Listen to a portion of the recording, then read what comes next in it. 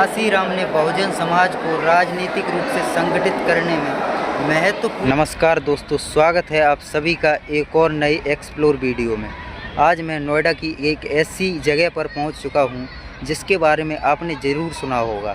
आज हम एक्सप्लोर करने वाले हैं राष्ट्रीय दलित प्रेरणा स्थल एवं ग्रीन गार्डन, जिसे आप बोलचाल में लोग मायावती पार्क के नाम से भी जानते हैं। दोस्तों, आज की वीडियो में आपको सिर्फ यह जगह बाहर से नहीं दिखाऊंगा, मैं खुद इसके अंदर जाकर पूरा परिसर एक्सप्लोर करूंगा और आपको इसकी खास चीज़ें दिखाऊंगा। साथ ही चलते चलते आपको इस जगह का इतिहास भी बताता रहूंगा, ताकि आपको पता चले कि आखिर इतने बड़े स्मारक को बनने की ज़रूरत क्यों पड़ी। तो दोस्तों, अभी मैं पार्क में एंट्री कर चुका हूं। दूर से ही आप देख सकते हैं कि यहाँ की इमारतें और पूरा परिसर कितना विशाल है। पहली नज़र में ही इसकी बड़ी बड़ी पत्थर की संरचनाएं आपका ध्यान खींचती हैं, लेकिन दोस्तों अंदर जाने के बाद इसका नज़ारा और भी ज़्यादा अलग दिखाई देता है। तो चलिए इसे पूरी तरह से हम एक्सप्लोर करते हैं और साथ में बने रहिएगा आप लोग भी। तो दोस्तों, अब मैं स्मारक परिसर के अंदर आ चुका हूँ और यहाँ आते ही इसकी विशालता दिखाई देती है। चारों तरफ आपको बड़े बड़े पत्थरों से बने स्ट्रक्चर और काफ़ी खुला हुआ परिसर दिखाई देगा। कैमरे में शायद आपको इसका पूरा आकार समझ नहीं आ रहा होगा, लेकिन दोस्तों सामने से देखने पर यह जगह वास्तव में काफ़ी ज़्यादा बड़ी है। वो अभी मैं आपको एक्सप्लोर करके दिखाता हूँ। दोस्तों, यहाँ आते ही सबसे पहले जिन चीज़ों पर नज़र जाती है वो हैं यहाँ विशाल हाथियों की प्रतिमाएं। आप खुद देख सकते हैं इन हाथियों को कितने बड़े आकार में बनाया गया है। हाथी बहुजन समाज पार्टी का चुनाव चिन्ह भी है, इसलिए इस परिसर में हाथियों की इन प्रतिमाओं को एक खास राजनीतिक और प्रतीकात्मक महत्व दिया जाता है।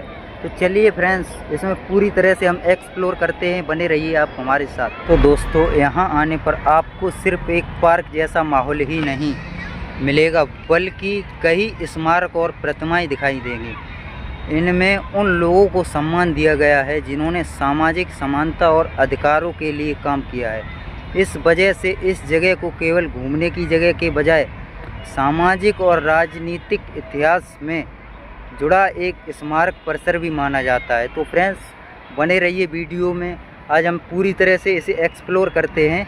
तो फ्रेंड्स, मिलते हैं अब आगे। अब दोस्तों, घूमने के साथ साथ इस जगह का थोड़ा इतिहास भी समझ लीजिए। इस स्मारक का निर्माण मायावती के उत्तर प्रदेश की मुख्यमंत्री रहने के दौरान कराया गया था। इसका उद्देश्य सामाजिक परिवर्तन से जुड़े महापुरुषों और नेताओं को सम्मान देना और उनके संघर्ष की याद को सार्वजनिक रूप से बनाए रखना था। तो फ्रेंड्स, अभी जो है हम बात कर रहे थे बाहर की, अब इसमें अंदर चलते हैं और प्रतिमाओं को देखते हैं, फिर उन्हें पूरी तरह से एक्सप्लोर करते हैं और बाद में हम इसको बजट के भी लेके चलेंगे। तो बने रहिए वीडियो में। तो भाई आपको बता दें, अंदर तो मैं इसके आ चुका हूँ, जो आप देख ही सकते हैं। इस अंदर आने के बाद मुझे लगा कि ये छोटा मोटा होगा जो कुछ भी इसमें होगा, लेकिन अंदर आने के बाद जो पता चला है ना, यहाँ पे आप भीड़ आप देख सकते हैं मेरे पीछे कितनी सारी भीड़ है। अंदर अभी पहुंच भी नहीं पाए, इतनी काफ़ी सारी भीड़ है, लेकिन पूरी तरह से कोशिश करेंगे अंदर जाने की। अंदर जाके, क्योंकि प्रतिमाएं जो लगी हैं हम उन्हें एक्सप्लोर करेंगे। तो फ्रेंड्स, चलिए अंदर चलने की कोशिश करते हैं। दोस्तों, यहाँ जिन प्रमुख महापुरुषों को सम्मान दिया गया है उनमें डॉक्टर भीमराव अंबेडकर का नाम प्रमुख है। डॉक्टर अंबेडकर ने शिक्षा, सामाजिक समानता और वंचित समाज के अधिकारों के लिए महत्वपूर्ण संघर्ष किया। भारतीय संविधान के निर्माण में भी उनकी महत्वपूर्ण भूमिका रही, इसलिए देश के सामाजिक इतिहास में उनका स्थान बेहद महत्वपूर्ण माना जाता है। वहीं दोस्तों, इस परिसर में काशीराम को भी विशेष रूप से सम्मान दिया गया है। काशीराम ने बहुजन समाज को राजनीतिक रूप से संगठित करने में महत्वपूर्ण भूमिका निभाई थी। उन्होंने सामाजिक और राजनीतिक प्रतिनिधित्व को लेकर एक बड़ा आंदोलन खड़ा किया और उनकी विचारधारा का बहुजन राजनीति पर काफ़ी गहरा प्रभाव पड़ा। तो इसके बाद फ्रेंड्स, भीड़ आप देख ही सकते हैं यहाँ पे कितनी ज़्यादा है। मैंने सोचा हल्का पूरा डेवलपमेंट होगा, लेकिन यहाँ तो काफ़ी बड़ा ही डेवलपमेंट है, जो आप देख ही सकते हैं। अब आगे चलते हैं, फिर इसके बजट के बारे में बात करते हैं, क्या बजट था और ये कब चालू हुआ कब नहीं हुआ, पहुँचते हैं आगे की तरफ। तो दोस्तों अंदर से बाहर तो आ गए हैं, आप भीड़ देख ही सकते हैं, ये कितनी ज़्यादा भीड़ है यहाँ पे, बहुत ही ज़्यादा गैस भीड़ होती है यहाँ पे, क्योंकि डेवलपमेंट काफ़ी अच्छा हमारी बहन जी ने यहाँ पे किया है। बहुत ही ज़्यादा भीड़ है। पीछे से एक और गेट है, हम उस गेट की तरफ से जाते हैं और देखते हैं क्या क्या एक्सप्लोर करने के लिए है, फिर इसके आगे भी हम बातचीत करेंगे। तो भाई यहाँ ऊपर आके आप यहाँ के नज़ारे आप देख सकते हैं, कितने लाजवाब दिखते हैं यहाँ से। ये जो बिल्डिंग है सामने, ये सुपरनोवा की बिल्डिंग है, ये आप देख ही सकते हैं, ये देख सकते हैं गाइस, ये देखो। ये जो ऑफिस है ये माइक्रोसॉफ्ट का ऑफिस है, आप देख ही सकते हैं। फ्रेंड्स पहुंचते हैं आगे की तरफ, फिर यहाँ आपको यहाँ की बजट के बारे में बातचीत करेंगे हम। अब दोस्तों मन में भी सवाल आ सकता है कि आखिर इसका स्मारक को इतना बड़ा क्यों बनाया गया। इसके समर्थकों का कहना था कि सामाजिक आंदोलनों और महापुरुषों को विरासत को सार्वजनिक स्थानों पर सम्मान मिलना चाहिए, ताकि आने वाली पीढ़ी भी उनके संघर्ष और योगदान के बारे में जान सके और इतिहास को समझ सके। लेकिन दोस्तों इस स्मारक की कहानी का एक दूसरा पहलू भी है, और वह है इसके निर्माण पर हुआ खर्चा। उस समय की रिपोर्ट के अनुसार इस पूरे प्रोजेक्ट की लागत करीब 685 करोड़ रुपए बताई गई थी। इतनी बड़ी रकम खर्च होने के कारण यह परियोजना उत्तर प्रदेश की राजनीति में काफ़ी चर्चा और विवाद का विषय बन गया। इसके बारे में हम आगे बात करेंगे। तो गाइस यार वीडियो बनाते बनाते जो है ना भूख लगने लगी थी, तो हम लोग जो है चिप्स खा रहे हैं। ये भाई बैठा है अपना,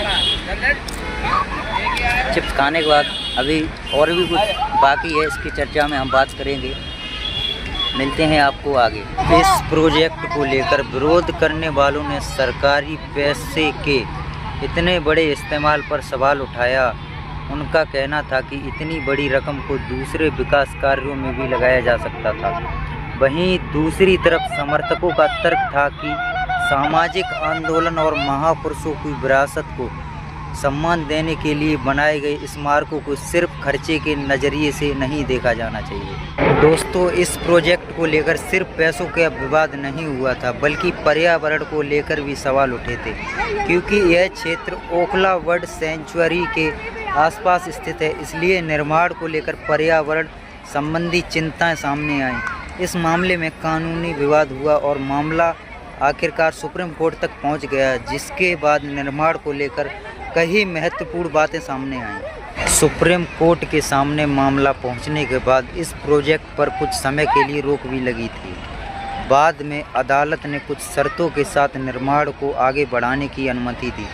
पर्यावरण और हरित क्षेत्र से जुड़ी शर्तों का ध्यान रखने की बात कही गई, जिसके बाद इस विशाल स्मारक का निर्माण आगे बढ़ा और इसे पूरा किया गया।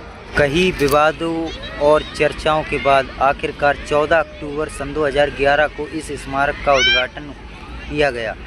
उसी समय मायावती उत्तर प्रदेश की मुख्यमंत्री थीं और उद्घाटन समारोह काफ़ी बड़े स्तर पर आयोजित हुआ था। उस समय यह प्रोजेक्ट सिर्फ नोएडा ही नहीं बल्कि पूरे उत्तर प्रदेश की राजनीति में एक बड़ी खबर बन गया था और देश भर में इसकी चर्चा हुई थी। दोस्तों इस परिसर की सबसे ज़्यादा चर्चा में रहने वाली चीज़ों में मायावती की प्रतिमाएं भी शामिल हैं। इस प्रतिमाओं को लेकर उस समय का काफ़ी राजनीतिक विवाद हुआ था और अलग अलग लोगों की अलग राय थी। विरोधियों ने इस पर सवाल उठाए जबकि समर्थकों ने इसका बचाव किया। इसी वजह से यह स्मारक उत्तर प्रदेश की राजनीति में लंबे समय तक चर्चा का विषय रहा। लेकिन दोस्तों किसी भी ऐतिहासिक जगह को समझने के लिए ज़रूरी है कि हम सिर्फ एक पक्ष को देखकर फैसला न करें। हमें यह भी देखना चाहिए कि इसे बनाने के पीछे क्या सोच थी और उस समय की राजनीति कैसी थी। कुछ लोगों के लिए यह सामाजिक सम्मान और प्रतिनिधित्व का प्रतीक है, तो कुछ लोगों के लिए यह सरकारी खर्च और स्मारक राजनीति का उदाहरण है। इतिहास और राजनीति से अलग अगर यहाँ के माहौल की बात करें तो परिसर काफ़ी खुला है और विशाल है। यहाँ आपको बड़े रास्ते, हरियाली और दूर दूर तक फैली हुई स्मारक संरचनाएं दिखाई देती हैं। अगर आप नोएडा में रहते हैं और नई जगह को एक्सप्लोर करना पसंद करते हैं तो यह जगह आपके लिए अलग तरह का अनुभव हो सकती है। एक बात और दोस्तों, अगर आप यहाँ आओ तो सिर्फ फ़ोटो खींचकर वापस जाने के बजाय यहाँ मौजूद स्मारकों और उनसे जुड़े लोगों के बारे में थोड़ा पढ़ने की कोशिश ज़रूर करें, क्योंकि किसी भी ऐतिहासिक जगह का असली मज़ा तभी आता है जब आपको उसके पीछे की कहानी भी पता हो और आप उस इतिहास को समझ पाएँ। तो दोस्तों, अब मैं इस एक्सप्लोरेशन के आखिरी हिस्से में हूँ और आज मैंने आपको इस स्मारक की बाहरी संरचनाओं से लेकर यहाँ की प्रतिमाओं और इसके इतिहास तक काफ़ी कुछ दिखाया। यह जगह अपने विशाल आकार, वास्तुकला और राजनीतिक इतिहास की वजह से नोएडा की सबसे चर्चित और अलग पहचान रखने वाली जगहों में से एक है। तो दोस्तों, आज हमने जाना कि यह स्मारक क्यों बनाया गया, इसका उद्घाटन कब और कहाँ हुआ और इसके निर्माण को लेकर किन किन तरह के विवाद सामने आए थे। हमने यहाँ डॉक्टर अंबेडकर और काशीराम जैसे महापुरुषों को दिए गए सम्मान को भी देखा और साथ ही समझा कि यह जगह सामाजिक और राजनीतिक इतिहास से क्यों जुड़ी हुई है। तो दोस्तों, यह था मेरा आज का नोएडा मायावती पार्क एक्सप्लोर। अगर आपको मेरी यह वीडियो पसंद आई हो तो वीडियो को लाइक ज़रूर करना और चैनल को सब्सक्राइब कर लेना। कमेंट में बताना कि नोएडा की अगली कौन सी जगह मुझे एक्सप्लोर करनी चाहिए। मैं हूँ आपका दोस्त प्रांशु ब्लॉगर और मिलते हैं अगली एक्सप्लोर वीडियो में। तब तक के लिए जय हिंद।